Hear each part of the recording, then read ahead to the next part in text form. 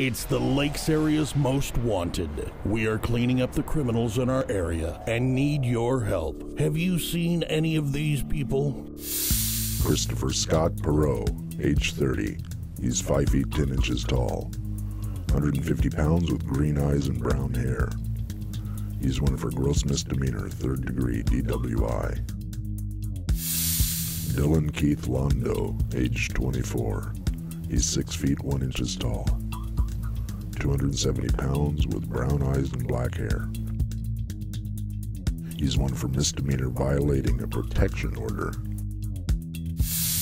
Amy Catherine Christensen, age 37. She's 5 feet 9 inches tall, 170 pounds with blue eyes and black hair. She's wanted for gross misdemeanor credit card fraud. Darren Allen Borseth, age 22. He's 5 feet 9 inches tall, 160 pounds with brown eyes and brown hair. He's wanted for 3rd degree DWI. Robert James Azure, age 35. He's 5 feet 4 inches tall, 225 pounds with blue eyes and brown hair. He's wanted for felony fleeing an officer and felony assault. Alvin Clark Dixon, age 46. He's 6 feet tall, 170 pounds with blue eyes and brown hair. He's wanted for felony 1st degree DWI. Darcy Renee Moran, age 33. She's 5 feet tall, 175 pounds with brown eyes and brown hair. She's wanted for gross misdemeanor, 3rd degree DWI. Nailio George Oyet, age 20. He's 5 feet 11 inches tall, 160 pounds with brown eyes and black hair. He's wanted for gross misdemeanor, failing to stop at an accident. Joseph Daniel Schultz, age 27. He's 6 feet 1 inches tall, 265 pounds with brown eyes and black hair. He has 3 warrants for gross misdemeanor, violating a harassment restraining order. The Lakes area's most wanted. We're cleaning up the streets. Remember, if you see any of these people, do not approach them. Call your local law enforcement office.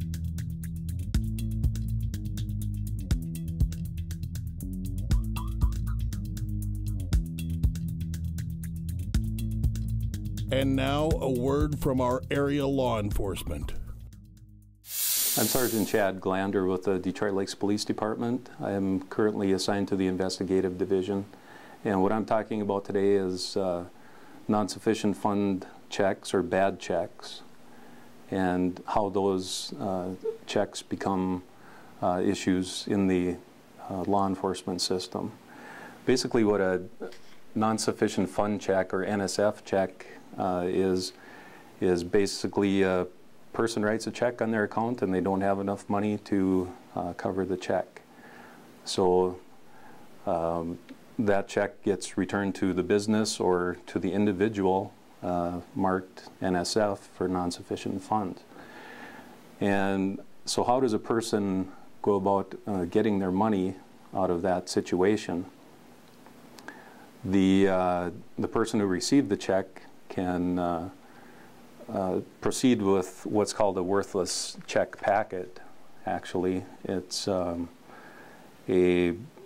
way for the individual or the business to send a demand for payment to the person who wrote the check. If the check is not made good within 15 days, then the business or individual can pursue prosecution through the county attorney's office. And how that works is I have here what's called the worthless check pack, and rather than try to explain this whole thing, I'll try to just go through a few key points here. The first step in the process is mailing out the demand for payment, and that's best done by certified mail. The second step would actually be requesting criminal action on the check through this packet and filling out the forms and returning them to the Detroit Lakes Police Department or Becker County Sheriff's Department.